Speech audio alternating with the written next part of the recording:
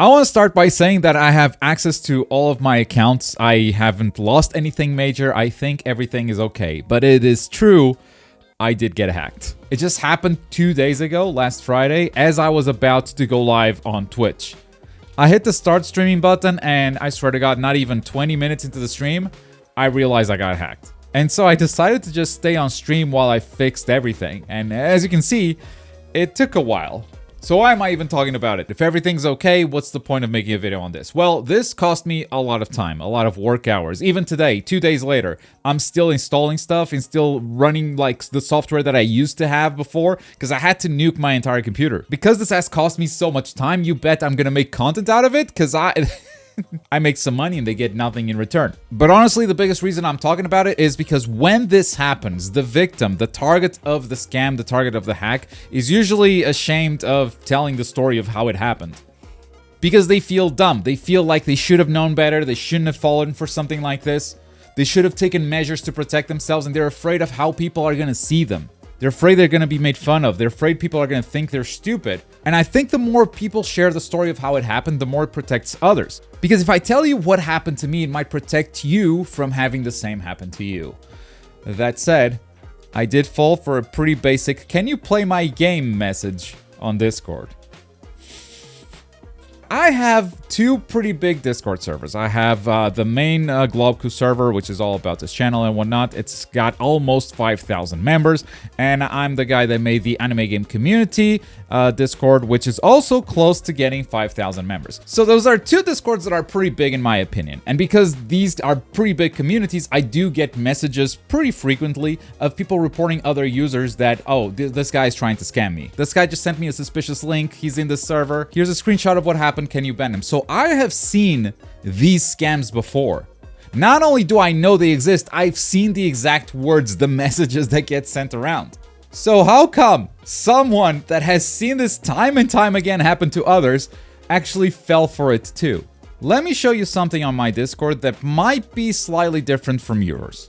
If I go to my privacy settings, you can see that I do not allow direct messages from server members. I do not get DMs from anyone. For you to DM me on Discord, we have to be friends on Discord itself. And if I go into friend requests, you can see that no one is allowed to send me friend requests. Now, these are pretty basic privacy settings for a content creator. If we don't have stuff like this, we're gonna get 100+ messages every day saying, hey, yo, big fan of your YouTube channel, yada, yada, yada, which I would really appreciate, but it would make Discord useless as a work tool. Discord is where I talk to my editors, where I give them videos, where I ask my artists for thumbnails, where I find other creators and, schedule stuff to collab with them and whatnot. I cannot ignore Discord notifications. So if most of those notifications are not important for work, then that's just a big chunk of my day dedicated to not making videos. So these privacy settings usually protect me from these sort of scams because it's not just anyone that can DM me. But in this case, these privacy settings are exactly the reason why I fell for it.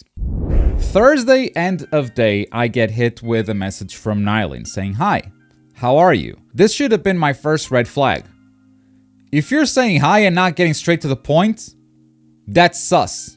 But Thursday, end of day, he asked me, hey, I'm working on a project, seeking someone's opinion. If you have time, can you do it? I'm like, if it's doable on phone, it's like, oh, no, only PC. I'm probably not touching it today. Can you do it, please? No, man, I'm watching my baby. I have a phone and a console. I cannot do my PC. When can you do it? I can do it tomorrow. That was the conversation, and I thought I was talking to Nighlin. Now, who is Nighlin? Nighlin is a member of the Anime Speedruns Discord, which is a pretty big Discord server dedicated to anime game speedruns.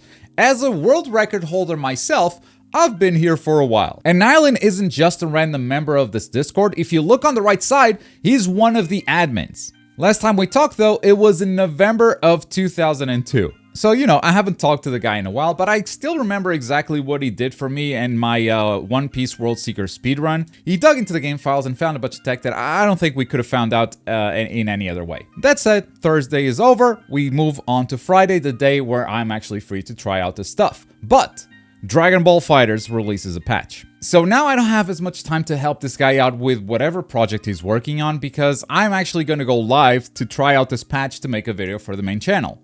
I was gonna go live at 2 p.m. and he hits me up at 1:39, so 20 minutes until stream time. I remember though, it would only take 5 to 6 minutes, so I'm rushing. I'm like, yes, I have the time, but we have to do it right now. Now you can pause and read all the messages here if you want to see the back and forth. I'm gonna say that right here there was a link to itch.io, which I clicked, and I realized for the first time, oh, he's working on a video game, which makes sense. The jump from data mining stuff in World and Peace World Seeker into making an indie game is not that big of a leap. But the itch.io page does not have a download link, and I go, how do I download? He says, oh wait, and then throws me the file. He sends me the file through Discord. All this stuff has been deleted. By the way, if you didn't realize it by now, I'm talking to the hacker. This is not the real Nighlin. But this is very clever social engineering because he made me ask for the download link. He didn't make me download something.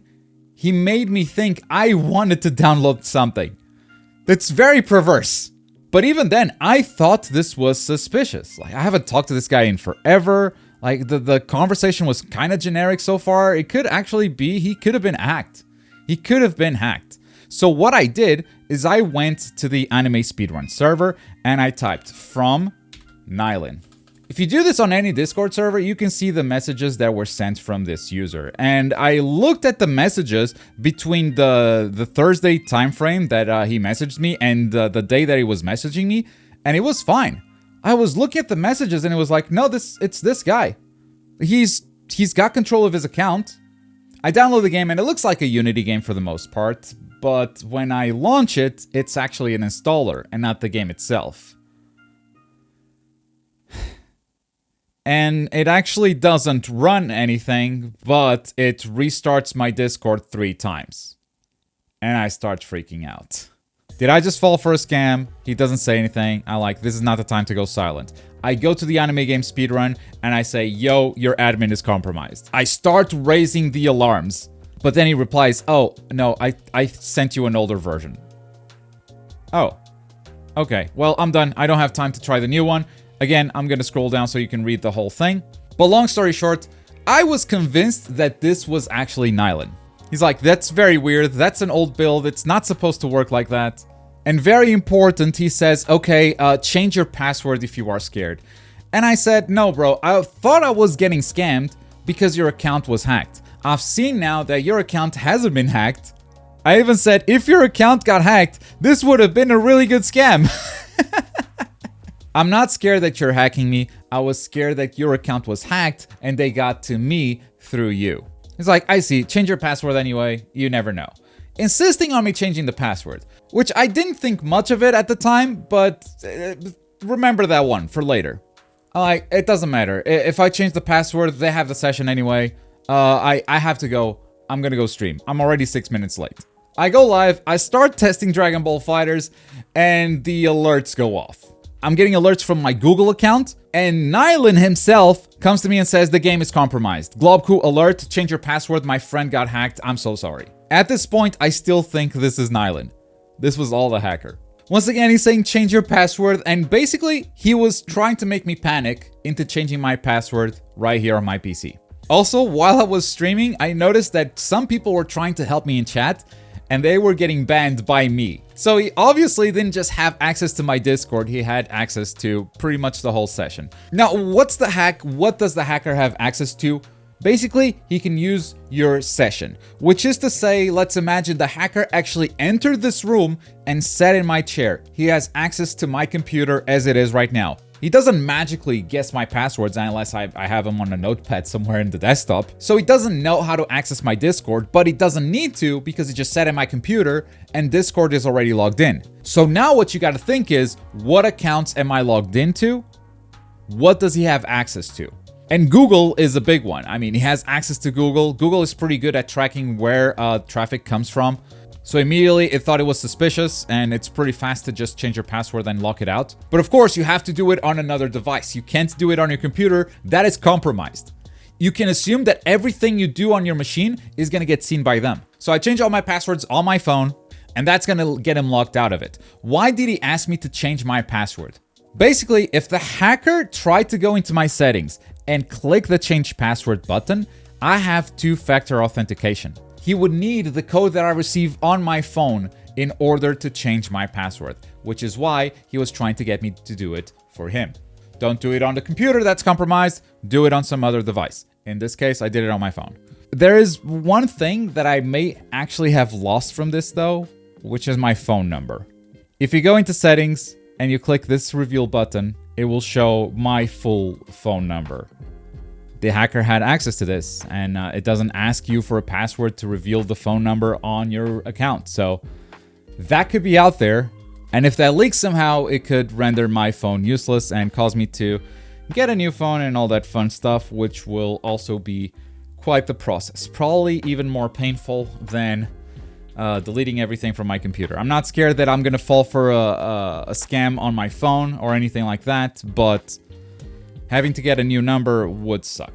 The thing is, I need to have my phone on Discord because that's the only way that you can have two-factor authentication, which is the one thing that protected me from having my password changed. And that's 1 out of 100 reasons why Discord is incredibly unsafe and why thousands of accounts are getting hacked and hacking other accounts every day. So I changed all my passwords on a different device. I saved some files that are important and that I cannot get again. This is kind of risky because you could be bringing a compromised file over to your new machine, but it's a risk I'm willing to take. I'd rather risk it than just lose that footage. That would be worst case scenario. And then nuke the computer. Fresh install. In the process of doing this, the real Nighlin woke up. Turns out both him and the hacker had access to the same Discord account. What it did to me was basically right-click my name and mute. So every time I messaged Nighlin, he was not getting notifications. But the hacker knew exactly where to look for these messages. And turns out, Nighlin is actually making an indie game, which is why this was the perfect target to hit. It was so believable. Nighlin got the same scam from someone inside the same developer group. This is something apparently they do a lot as indie devs. They just share builds with each other to get feedback and as they're working on the game pretty much. He thought it was weird, but he also has a bunch of different security settings. So he said the hacker couldn't do much in my machine, but he did get access to my Discord without me knowing. And because this is an admin in the anime speedruns, he was just trying to hit high value targets in that server. And he may have realized that I was a streamer or a YouTuber. I don't know. They're now breaking apart the virus to figure out exactly how much access the hacker had to see if I have to take any extra steps and to secure stuff. But I think we're done. Very high chance that the hack is behind us and nothing else got compromised. It's just a pain to set it all up again. This was the first time Nighlin actually messaged me since 2022, which is crazy because I thought I was talking to him for 2 days now, but no, only the final message was the real one. At this point, bro, I was at the end of the process, so appreciate the help. But this, folks, was not the first time that I got hacked. A couple of years ago, I got an email from a potential sponsor. It was Parsec. Parsec has already sponsored the channel in the past, and I know they do influencer marketing, and they do have some agents that chase out these kinds of partnerships. So yeah, it's very believable. I want you to tell me, without looking it up, what is Parsec's website? Now, I knew from memory that it wasn't Parsec.com. That belongs to someone else. Parsec Group that does, I don't know, support, training, business stuff. I don't even know what I'm looking at here. So I knew it was something weird or something different, but what was it? The scam I fell for was the very legit looking Parsec.gg, which has since been deleted as a website. The real website for Parsec, by the way, in case you want the right answer, is parsec.app. I really like the software. It's maybe not as relevant now that games are getting better netcodes and, but still very useful for a lot of different communities, for sure. The website on parsec.gg looked exactly like this. But when you download it, you're not installing Parsec, you're installing basically the same scam. Someone gets access to your whole session. So I already went through this. I did exactly the same thing. But getting hacked this one time taught me that I am vulnerable to these sorts of hacks too. Until it happens to you, you may feel somewhat invulnerable to this stuff. Because of course you wouldn't click any suspicious links, right? You wouldn't download something you don't know what it is. But the truth is, yes, you would. And you do it all the time without noticing. Because it comes from someone you trust. Or it comes at a time where you're not even thinking about this stuff. Because these things target you, the human, and you are flawed. This is social engineering. No one is immune. You could be pirate software. He would be the first one to tell you no one is immune. So even though I knew this was a thing, I knew the exact scam, and I have fallen for something like this before, I still fell for it again because it came from the right person. It came at the right time as I was rushing to start a stream. And they were patient. They waited for the next day. They made me ask for the download link. So the bottom line is, yeah, no one is safe. So yeah, do your best to stay safe out there, and hopefully this trouble for me is a learning experience for you, and hopefully it will protect you in the future. We'll be back up and running. I think tomorrow we'll have more videos, hopefully, and I'll try to get back to full speed as fast as I can. Hopefully by the end of this week I'm back to full speed. Thanks for watching. Yeah, it's just a PSA. That's all I wanted to say. Bye.